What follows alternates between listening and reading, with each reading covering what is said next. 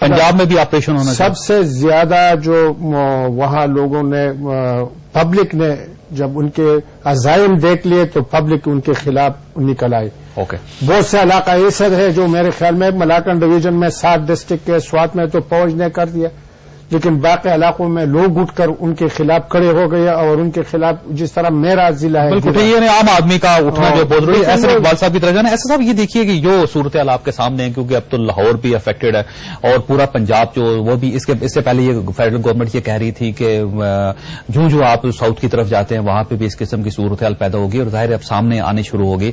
آپ کس کو مجرم سمجھتے ہیں؟ یہ کون لوگ ہیں؟ یہ پنجابی طالبان ہیں، یہ طالبان ہے، یہ باہر کا فیکٹر ہے، یہ پنجاب کا اپنا کوئی فیکٹر ڈیولپ ہو رہا ہے؟ دیکھیں جاوید صاحب، پہلی بات تو میں اس بات کی وضاحت کروں. آپ نے شروع میں کہا کہ یہ لاہور کا مسئلہ ہے، اس کو کیسے حل کیجیے. یہ لاہور کا مسئلہ نہیں ہے، اس کا ایک پورا پس منظر ہے پچھلے 8-9 سالوں میں، اور یہ پورے ملک کو اس مسئلے نے متاثر کیا ہے. اس سے خیبر پختونخوا بھی متاثر ہے، قبائلی علاقے بھی متاثر ہیں، بلوچستان بھی ہے، سندھ کے اندر بھی ہوا، پنجاب کے اندر بھی ہوا.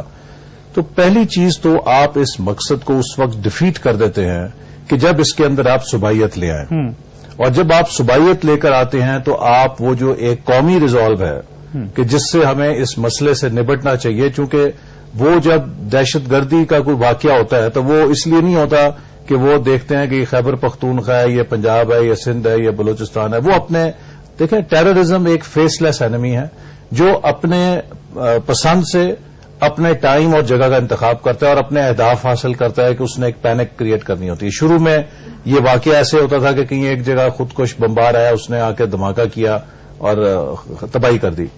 پھر ان کی حکمت عملی بدلی، انہوں نے گروپ کے اندر اٹیک کرنے شروع کیا اور وہ میڈیا ٹینشن گریب کرتے ہیں کہ ایک آدھے گھنٹے کا، 2 گھنٹے کا آپریشن کریں تاکہ پورا میڈیا اس میں انوالو ہو جائے اور اس سے ایک پوری عوام کی توجہ وہ حاصل کرے اور آخر میں پھر بلو اپ کر دیں.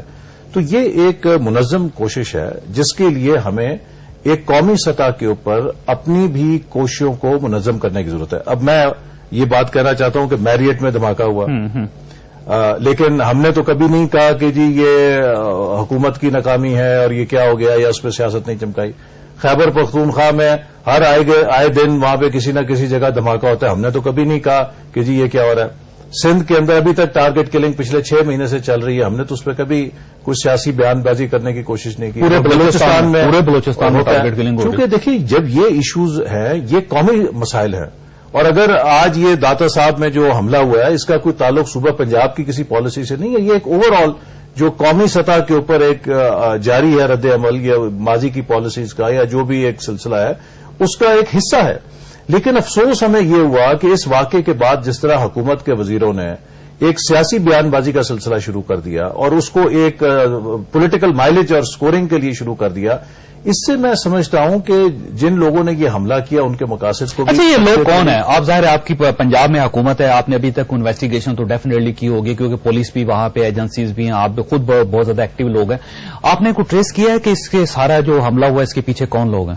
ابھی تو اس کی تفتیش اور تحقیقات کر رہے ہیں، لیکن جیسے آپ کو پتا ہے کہ آئی جی پولیس نے اس بارے میں پریس کانفرنس کے ذریعے بتایا کہ جو احمدیوں کی عبادت گاہوں پہ حملہ ہوا تھا اور اسی طرح پریڈ گراؤنڈ کے اوپر ہوا، ان کے جو ماسٹر مائنڈز ہیں ان کو پکڑا گیا ہے. اور کون لوگ ہیں یہ؟ اس کے اندر میں آپ سے یہ کہنا چاہتا ہوں کہ بہت سارے اب ایلیمنٹس مل چکے ہیں. ایک طرف القاعدہ کا گروپ ہے کہ جو ہارڈ کور ہے اس کو کر رہا ہے، پھر اسی طرح ان کے ساتھ جو کئی ایسی تنظیمیں جو کہ کل عدم ہیں ان کے لوگ اس نیکسس کے اندر اس الائنس میں شریک ہو چکے ہیں. کچھ انتہا پسندی کی طرف وہ گروپس مائل ہیں جو جنرل مشرف کے دور میں جن کا نقصان ہوا، انڈسکریمنیٹ ملٹری آپریشن ہوئے. آپ دیکھیں لال مسجد کا واقعہ ایک دیکھ لیں، اس سے پہلے کتنے خودکش حملے تھے، اس کے بعد کتنے خودکش حملے ہوئے. کچھ وہ ہیں، کچھ اس کے اندر وہ بے روزگار نوجوان ہیں کہ جن کو یہ گروپس ریکروٹ کر لیتے ہیں، اور بہت سی بیرونی ایجنسیاں اس مسئلے کو ایکسپلائٹ کر رہی ہیں پاکستان کو ڈیسٹیبلائز کرنے کے لیے، تو وہ اس میں شامل ہو جاتے ہیں. پھر اس کے اندر کئی جگہ آپ دیکھتے ہیں کئی کرمنل گینگز اور وار لارڈز ہیں یا جو اس قسم کے مافیا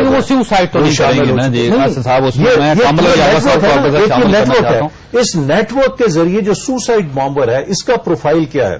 جو ابھی تک پنجاب کے اندر سوسائڈ بامبنگز ہوئی ہیں ان کو ہم نے اینالائز کیا. تقریباً 26 کے قریب جو سوسائڈ بامبرز ہیں ان میں سے جہاں تک مجھے یاد ہے 12 کا تعلق قبائلی علاقوں سے تھا، 3 کا تعلق صوبہ خیبر پختونخوا سے تھا 5 کا غالباً تعلق پنجاب سے تھا، اسی طرح پھر دوسرے وہ نہیں سارے جو آپ کا خیال یہ ایک صوبہ خیبر پختونخوا سے